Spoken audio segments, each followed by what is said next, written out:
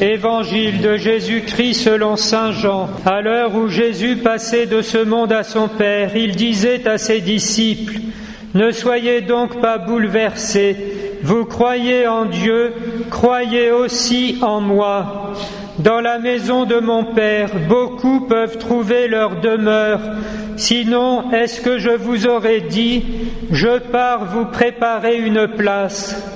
Quand je serai allé vous la préparer, je reviendrai vous prendre avec moi, et là où je suis, vous y serez aussi. Pour aller où je m'en vais, vous savez le chemin. » Thomas lui dit : « Seigneur, nous ne savons même pas où tu vas. Comment pourrions-nous savoir le chemin ?» Jésus lui répondit : « Moi, je suis le chemin, la vérité et la vie. Personne ne va vers le Père sans passer par moi. » Chers frères et sœurs, au moment où nous sommes bouleversés par l'épreuve du deuil, nous entendons la parole de Dieu résonner avec l'autorité souveraine qui est la sienne, nous disant : « Ne soyez donc pas bouleversés. » Le Seigneur Jésus parle et dit : « Vous croyez en Dieu, croyez aussi en moi. » Pourtant, nous restons tout de même complètement éberlués devant ce qui se passe, même si chacun sait que tout le monde doit mourir, cela reste à chaque fois quelque chose qu'il est impossible d'assumer et, comme l'on dit vulgairement, de gérer. Saint Thomas, d'ailleurs, en réponse à Jésus lui-même, n'hésite pas à dire : « Nous ne savons même pas où tu vas, de quoi il s'agit, comment pourrions-nous alors réagir ?» Nous sommes, non pas n'importe quel jour, mais le lendemain de la fête de l'Ascension, qui est célébrée comme un jour férié dans notre pays comme aussi dans plusieurs autres nations, et c'est la fête de la montée de Jésus au ciel. Ressuscité le 3e jour après avoir été mis au tombeau, il manifeste là qu'il est vraiment Dieu et qu'il veut nous partager sa gloire.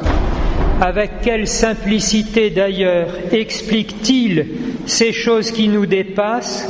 « Je pars, mais vous me reverrez, je vais vous préparer une place, car dans le cœur de mon Père, chacun peut trouver sa demeure. » Nous avons le chic, comme l'on dit, pour compliquer les choses, alors que dans le cœur de Dieu et dans la pensée du Seigneur Jésus, les choses sont très simples.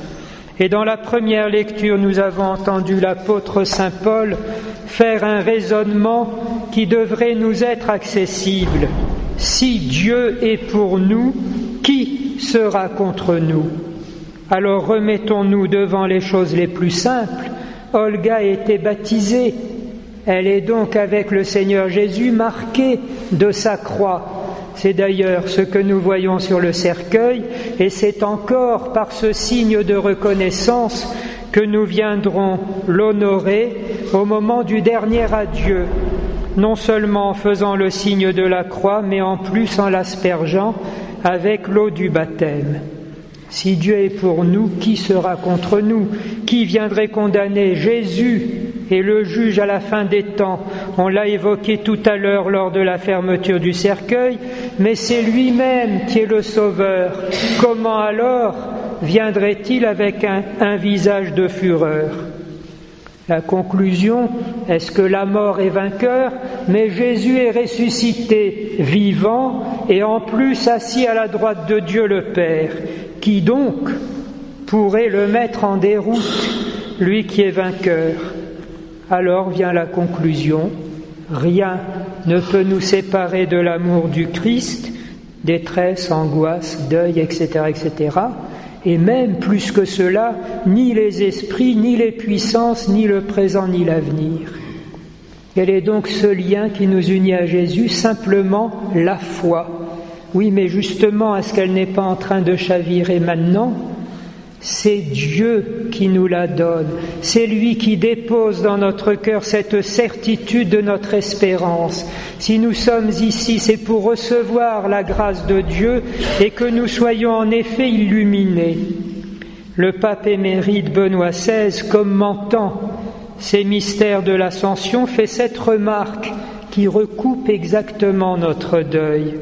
Au moment où Jésus disparaît, la Sainte Écriture nous dit que les apôtres étaient dans la joie. Et le pape s'interroge, d'où vient donc cette joie? Et il répond, les apôtres, au moment où Jésus leur a été caché, ont commencé à sentir qu'il était vivant au-dedans d'eux par la foi. Et comme c'est Jésus qui est notre médiateur avec Dieu et entre les hommes, c'est lui aussi qui, par la foi, continue à faire notre unité avec ceux que nous aimons, qu'ils soient morts ou qu'ils soient vivants. Et il nous permet ainsi, grâce à lui, en lui, par la foi et éminemment dans l'Eucharistie, de continuer à être unis à tous ceux qu'il nous a donnés pour être nos frères, nos amis, nos parents.